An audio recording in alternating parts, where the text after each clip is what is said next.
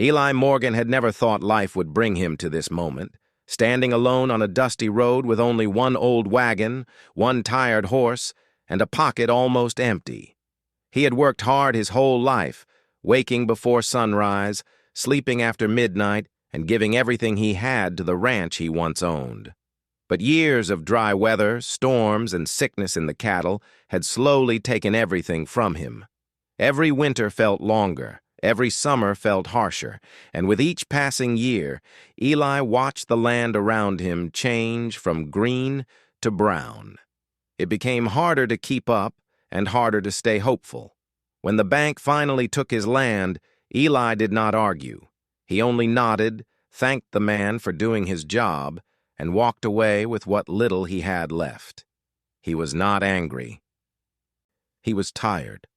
The kind of tired that sat inside the bones and stayed no matter how much he rested. But he was not ready to give up. He still believed that somewhere, somehow, he could start again. A new place, a new beginning, a small corner of the world where he could work and rebuild his life. That hope led him to a forgotten farm on the outskirts of a faraway town. The land was cheap. Almost suspiciously cheap. Locals warned him quietly not to waste his money. They said strange things about the property, that people avoided it, that the previous owners left suddenly, that no one touched the land for years. Some said it was bad luck. Others said nothing at all, only shook their heads. But Eli did not have many choices left. He used the last of his saved coins and bought the farm anyway. He believed that land was land, and soil was soil. With time and effort, anything could grow. And even if it did not work out, he wanted at least one more chance to try. He arrived at the old farm on a clear morning. The sky stretched wide, bright blue, and the wind rolled gently through the dry grass. The wooden fence around the property leaned to one side like it was tired as well. The farmhouse was small and old, with a roof missing a few shingles and windows covered in dust. The barn sat a little distance away, its large doors slightly open, swinging gently with each gust of wind. Eli stopped his horse, took a long breath, and looked around. Everything felt quiet. Not peaceful. Just quiet, like the land had been holding its breath for years. He climbed off the wagon, stretched his back, and walked slowly toward the barn. His boots crushed the dry soil with soft, crackling sounds. He pushed his hat back on his head and studied the building. It looked older up close, with faded red paint peeling away, and the wood underneath turning gray. He placed his hands on the barn doors and pushed them open. They moaned loudly on their hinges, as if complaining after years of being untouched. Dust floated through the air in soft clouds, drifting in the sunlight that slipped through cracks in the roof.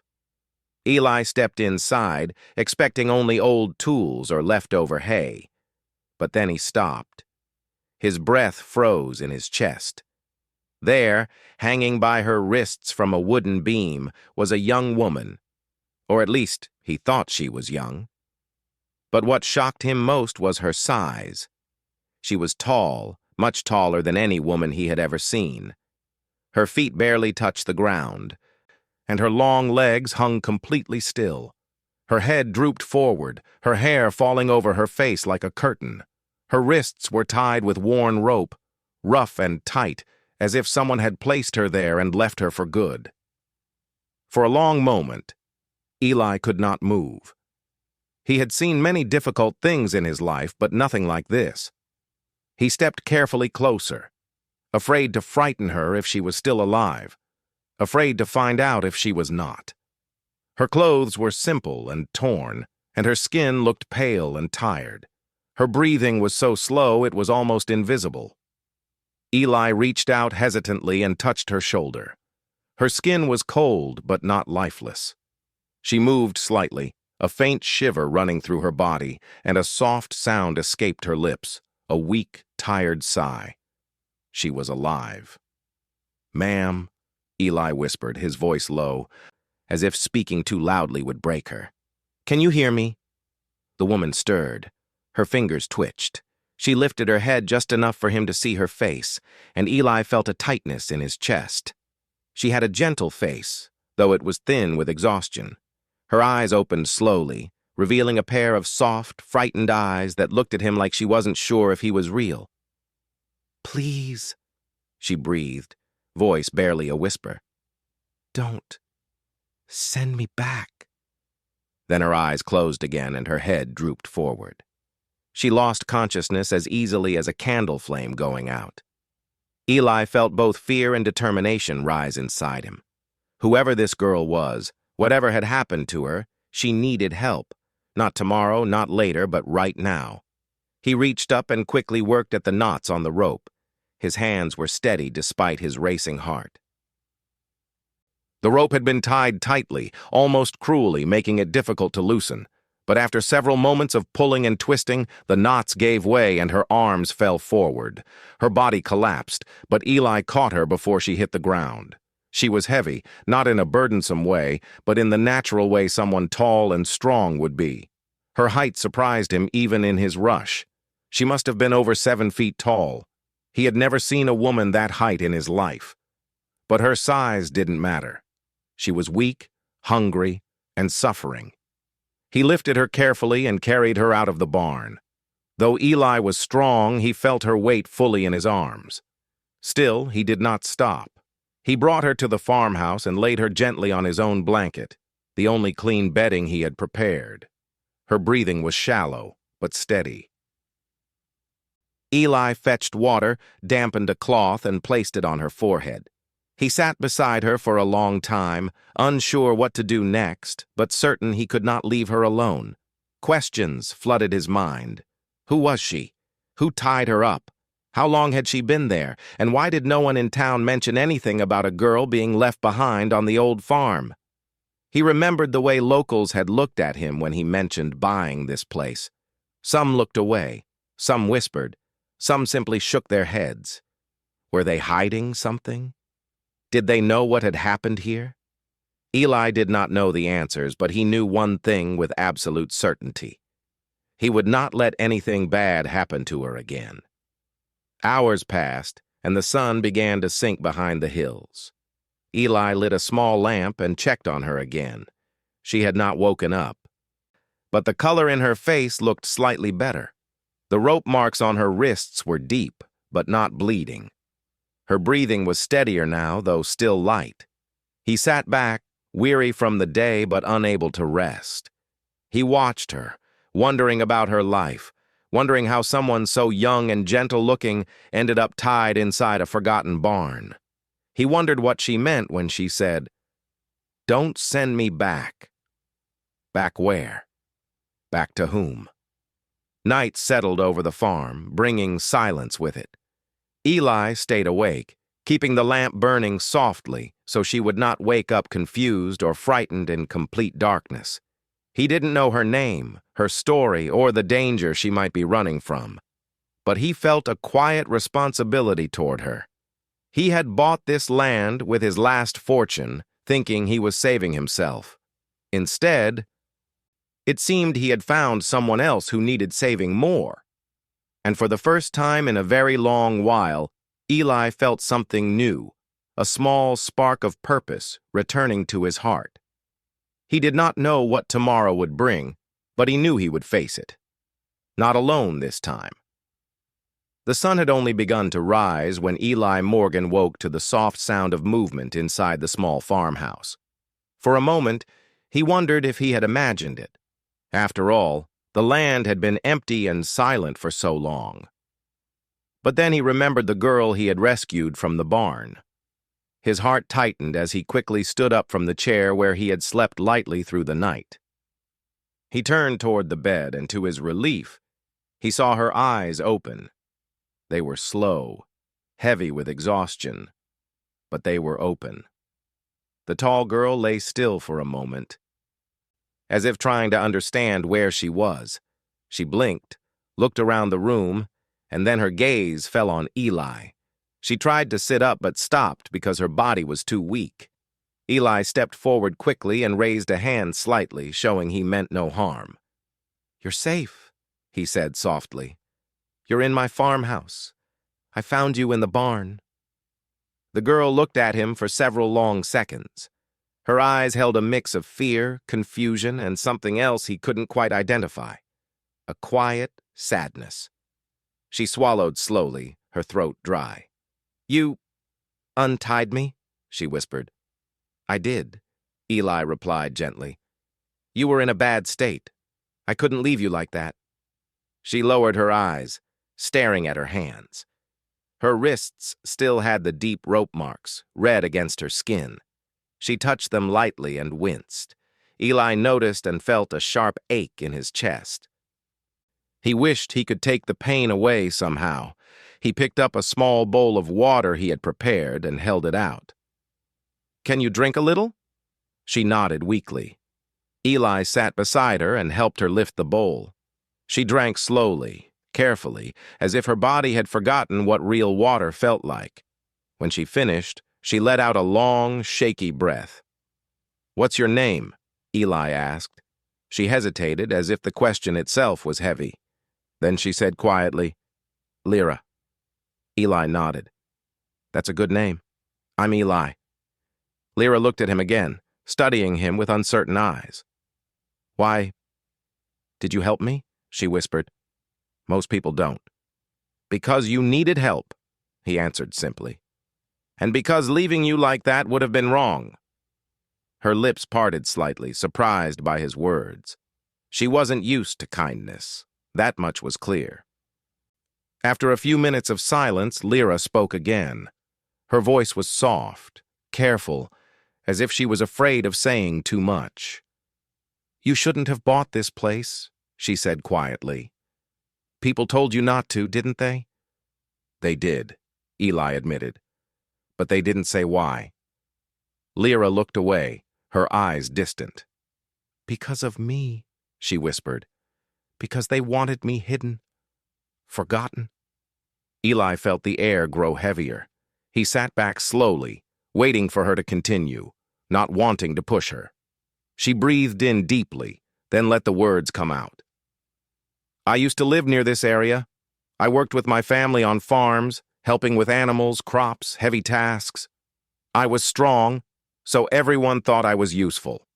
She paused. "But as I grew older and taller, people changed." Eli didn't speak. He only listened, giving her space to share the story she had clearly carried alone for too long. "People started looking at me differently," she continued. "Some stared, some whispered, some were scared. They said I didn't fit. Some called me strange. Others said I was dangerous even though I never hurt anyone." She looked down again, as if ashamed of something she shouldn't be ashamed of. Her height was unusual, yes, but dangerous? Eli couldn't see how. "One day, a group of men from town decided they didn't want me around anymore." Her voice wavered a little, but she kept going. "They said I was too big. They said I made them uncomfortable. They said I should leave." Eli clenched his jaw, anger rising in his chest, but he kept quiet. Lyra continued with difficulty. "They tricked me," she said softly. "They told me someone needed help on this old farm. When I came, they pushed me inside the barn. They tied my wrists. They said no one would find me. They wanted me to disappear quietly." Her eyes shined with a quiet pain that made Eli's heart tighten. She took another breath, but her voice was even weaker. "They left me hanging there. I don't know how long it was. Hours. Maybe days. I fainted many times." Eli didn't realize his hands were trembling slightly. He took a slow breath to steady himself.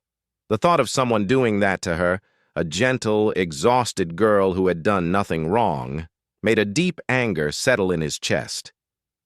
"You don't have to go back," Eli said firmly. "Not as long as you're here." Lyra nodded slowly but still looked unsure. Her trust was fragile, like thin ice. As the day passed, Eli made her a warm meal from what little he had, simple bread, soft vegetables, and broth. Lyra ate slowly, her strength returning bit by bit. She was thankful but quiet, careful with every movement, as if afraid she would break something or disturb something if she wasn't gentle enough. When she finished eating, she tried to stand. Eli was beside her instantly, ready to catch her. Lyra towered above him even when weak, but she held herself carefully, almost shrinking inward, not wanting to appear threatening. "You don't need to push yourself," Eli said. "Rest first." "I can't rest too long," Lyra replied softly. "I don't want to be a problem for you." "You're not a problem," Eli answered. "You're a person who needs care. There's nothing wrong with that." Her eyes softened just a little at his words. She looked around the farmhouse, then out toward the yard. "You said you bought this place? With your own money?" "Yes," Eli said. "Everything I had left." "You took a big risk," she murmured. "And now you have me here. You don't need trouble from the town because of me." Eli shook his head. "Lyra, I didn't bring trouble. Trouble was already here. You were part of it because they put you into it. You didn't choose any of this." She lowered her head, touched by his calm but strong voice. Later that afternoon, as Lyra rested, Eli went out to the yard to look at the land. He needed to understand what he was working with. The soil was hard but not hopeless.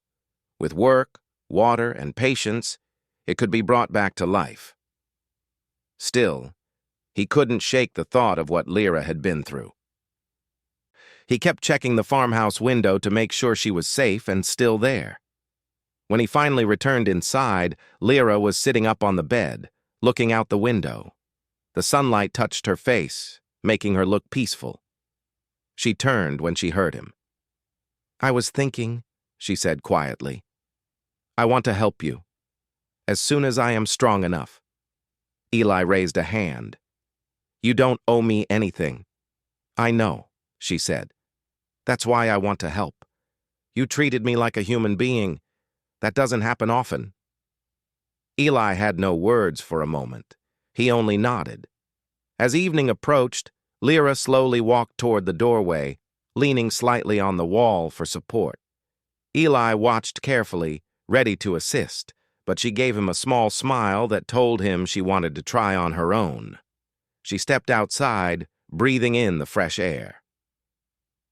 For the first time since he found her, Eli saw something gentle in her expression. A little hope.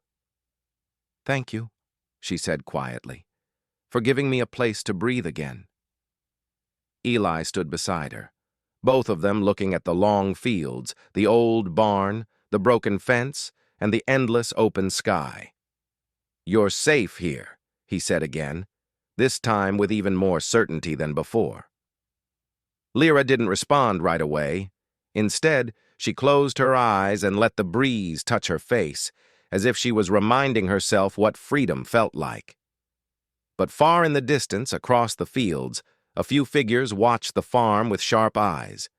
People from town, people who had not forgotten Lyra. Trouble had not disappeared. It was slowly waking up again, and Eli would soon find himself standing between Lyra and the world that had tried to break her. The next few days at the old farm felt different, almost alive again.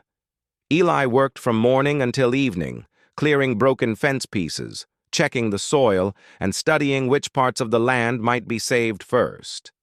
But now, he wasn't working alone. Lyra, though still weak, tried to help whenever she could. She moved slowly at first, her long steps careful and unsteady, but each day she grew a little stronger.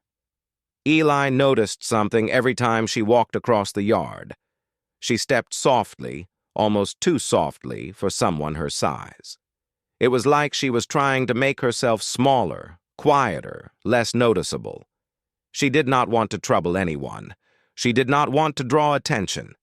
But Eli saw her strength returning, not only in her body but in her eyes. She was waking up from the long nightmare she had survived. On the fourth morning, after a simple breakfast of warm bread and tea, Lyra followed Eli outside. He had just begun repairing the fence and didn't hear her approach until her shadow stretched beside him. "Do you need help?" she asked softly. "You should still rest," he replied.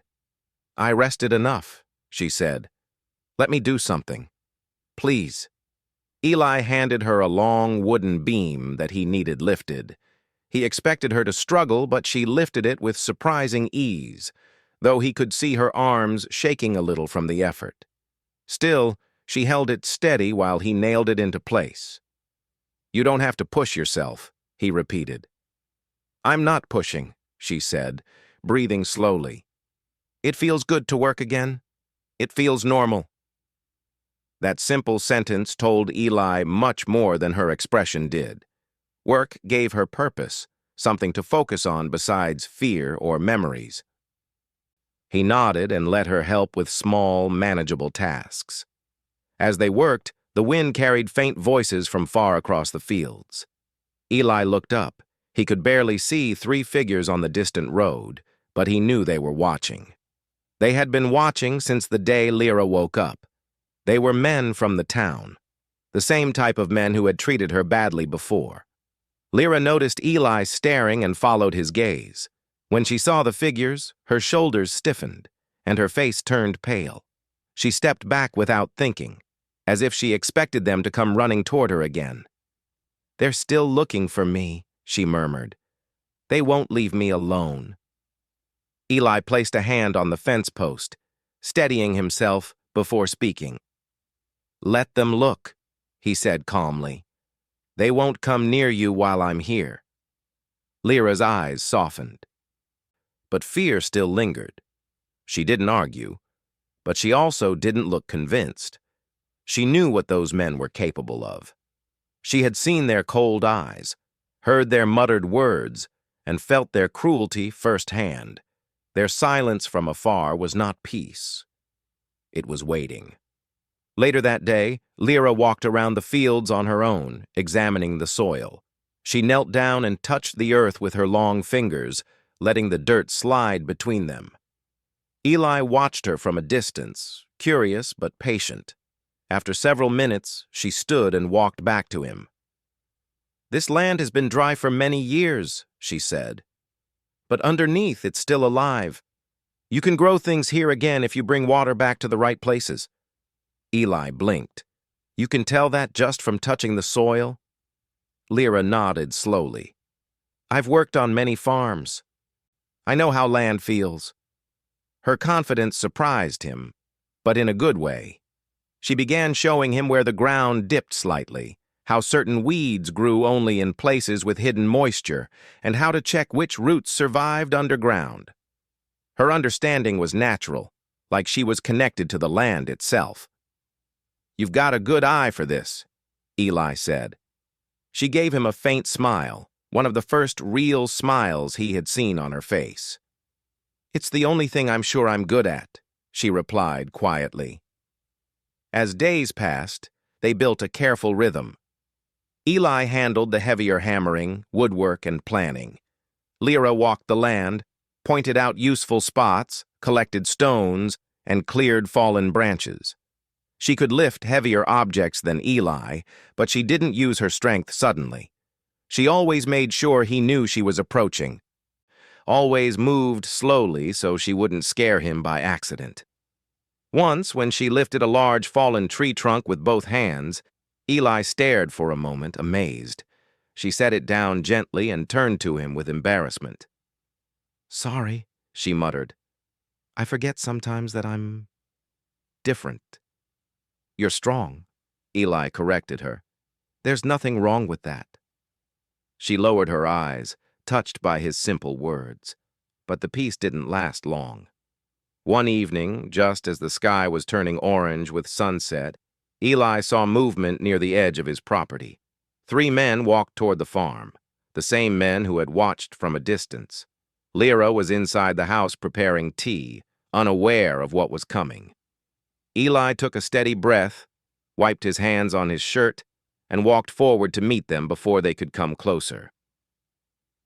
The man in front had a confident walk, the kind Eli recognized instantly, someone used to being listened to, someone who believed he controlled others. He stopped a few steps from Eli and looked him up and down, amused. "You must be the new owner," the man said. "Name's Burke." Eli nodded, but didn't offer more. Burke's eyes scanned the farmhouse behind him. "We've seen something interesting around your place. A very tall girl. A strange one." Eli's jaw tightened. "Her name is Lyra." Burke smirked. "You know her story, don't you? People in town don't want her here. It's for everyone's safety." Eli felt anger rise inside him, but his voice stayed calm. "She hasn't hurt anyone." "That's not the point," Burke replied, his smile cold. "People don't like things that stand out, especially something that tall. Makes folks uneasy." "What happened to her wasn't right," Eli said firmly. "She's staying here. She's safe here." Burke's expression changed slightly. His smile faded. "Careful now," he said. "You don't want trouble."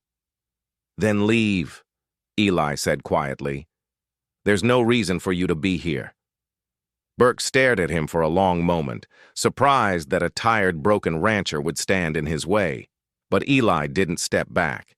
He stood tall, shoulders squared, gaze steady. Finally, Burke gave a stiff laugh. "All right," he said. "Have it your way.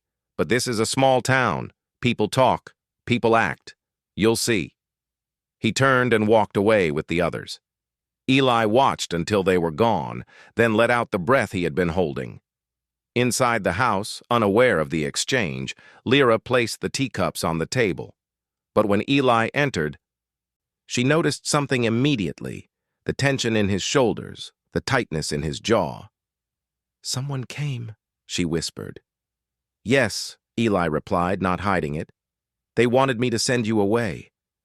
Lyra lowered her head, her voice thin. "I told you, trouble follows me." Eli shook his head. "No, those men chose trouble. You didn't bring it."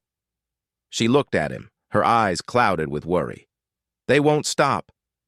"Then I won't stop either," he said simply. Lyra's breath caught softly. No one had ever stood for her like this. No one had ever spoken for her like she mattered. She didn't know what to say, so she said nothing. But her eyes held a softness that spoke louder than words. In the days that followed, the tension in the air grew heavier. Some townspeople avoided Eli when he rode into town for supplies. Others whispered behind his back. A few, however, quietly nodded to him, as if respecting his courage but afraid to speak openly. Meanwhile, Lyra kept helping around the farm. She tried not to think about the men from town. She tried to focus on the soil, the wind, and the quiet peace of the fields. But every sound, every distant voice, made her flinch just a little. One evening she stood near the barn doorway, watching Eli work with a lantern in his hand. The soft glow lit his face, showing his tired eyes and steady determination. She realized something slowly, like the dawn breaking inside her heart. She was beginning to feel safe again. Not safe because she could hide. Not safe because she was alone. Safe because someone finally cared. But trouble was not done. Late one night, long after the sun had set and the farm had gone still, Lyra woke suddenly. She heard footsteps outside, more than one pair. Soft at first, then louder. Eli, who slept lightly, woke too. He grabbed his coat and stepped toward the window. Shadows moved outside, creeping toward the barn, the fence, the house. They were coming for Lyra. And this time, they were not watching. They were coming. The night was colder than usual, and the air felt heavy, as if the land itself knew something was about to happen. Lyra stood quietly in the farmhouse, listening to the sound of footsteps outside. They weren't the calm steps of someone passing by. They were slow, careful, deliberate. Eli noticed it too. He moved toward the window, his body tense, and looked out into the darkness. Lantern lights moved near the fence. Several shadows gathered beyond the gate, their figures tall against the dim glow. Eli had expected this moment to come eventually, but expecting something didn't make it easier to face. His jaw tightened as he watched the group approach. These weren't curious townsfolk or harmless watchers. They had come with purpose, and that purpose pointed toward Lyra. Lyra took a step toward him, fear clear in her eyes. "They came back," she whispered. "Eli, I don't want you to get hurt because of me." "You're not the reason for trouble," he said firmly. "They chose to make trouble, and I chose to protect what's right." He moved to the door. Lyra followed, but he stopped her with a raised hand. "Stay inside. Please, let me talk to them first." She didn't want to hide. Every part of her wanted to stand beside him, but she also knew that Eli trying to protect her came from kindness and courage, not pride. She nodded slowly and stepped back into the shadows of the room as he opened the door and walked out into the cold night.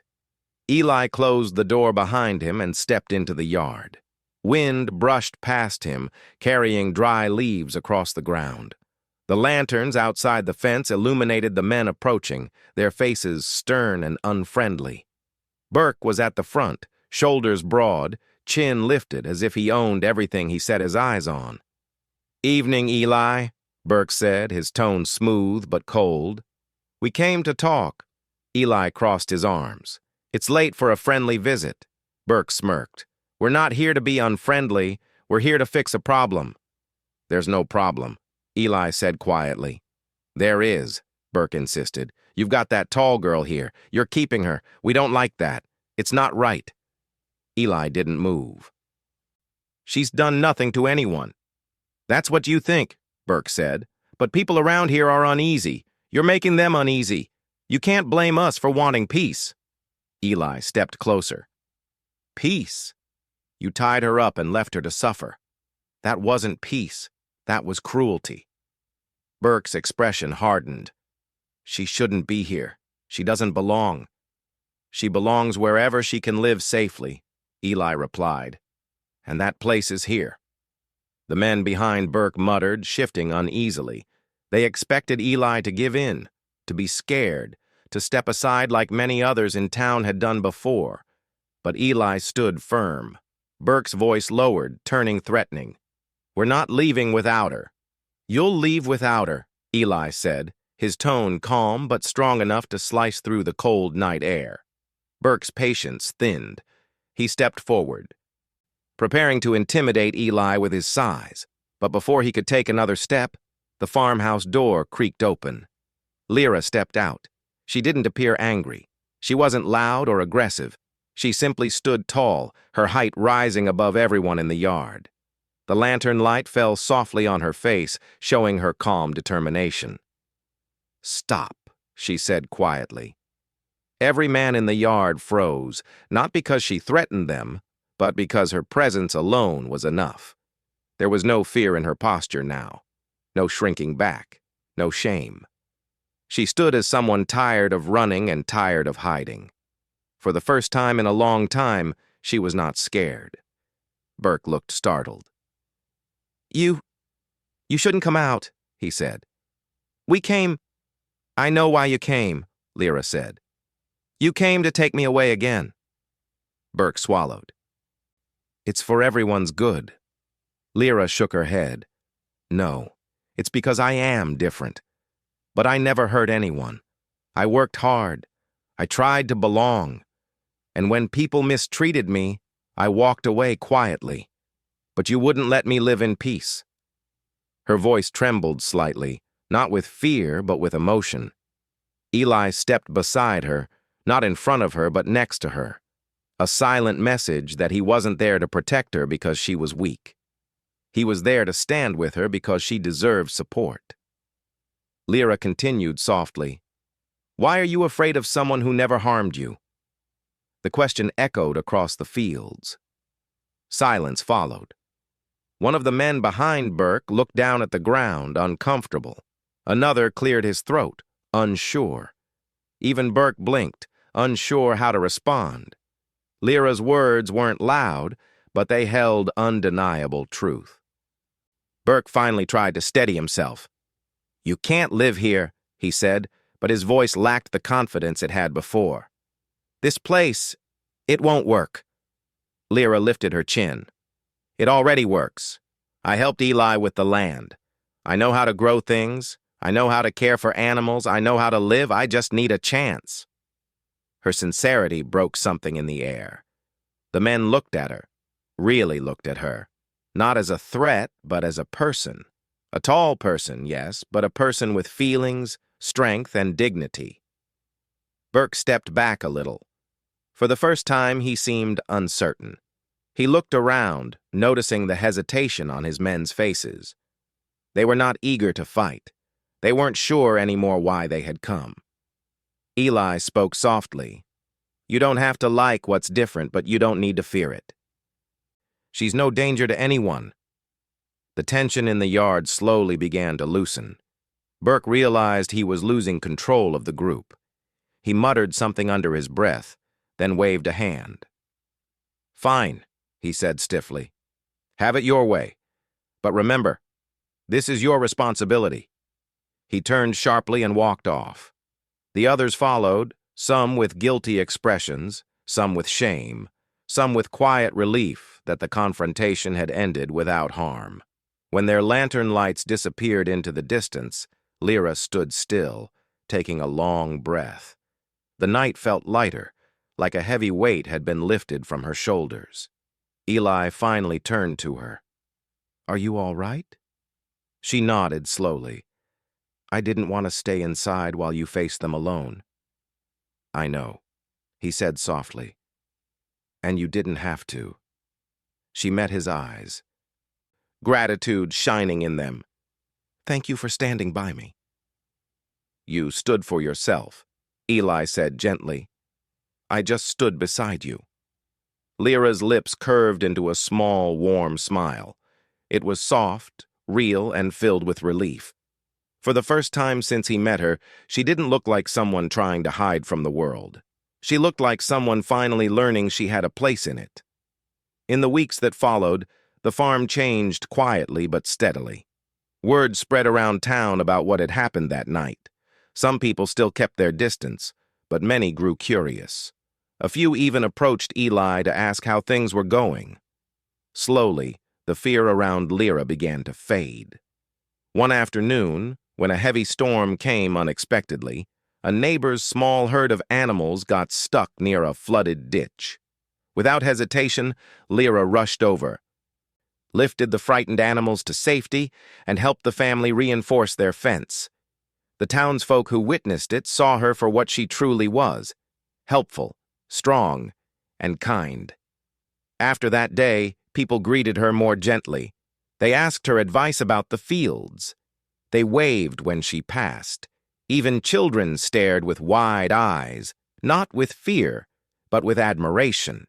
The old farm began to thrive.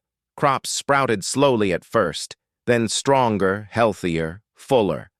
The land seemed to respond to Lyra's care and Eli's patience. Where there had once been dry soil and broken fences, there were now green patches, repaired structures, and signs of hope. One evening, as the sun dipped behind the hills and painted the sky gold, Eli stood beside Lyra on the porch. They looked over the land together, the farm they had rebuilt side by side. "This place feels like home now," Lyra said softly. "It is home," Eli replied. She looked at him with warm eyes, full of peace she had never known before. "You gave me a chance," she whispered. "You earned your place here," he said. "I just made room for it." The wind brushed past them, carrying the scent of fresh soil and growing life. Lyra closed her eyes, taking it all in. She no longer felt like a shadow hiding from the world. She felt grounded, safe, and seen. Eli glanced at her, then looked back at the fields. When he bought this land with his last fortune, he thought he was saving whatever little he had left of his life. But now, he understood something deeper. The farm didn't just give him work or a new beginning. It gave him someone who made the days brighter, someone who brought meaning back into the silence. Lyra, once left alone in a dark barn, now stood tall in the open light, free at last. And Eli, once a lonely rancher, finally had someone who believed in him too. Together, they quietly forged a life built on trust, courage, and kindness, the kind of life no fortune could ever buy.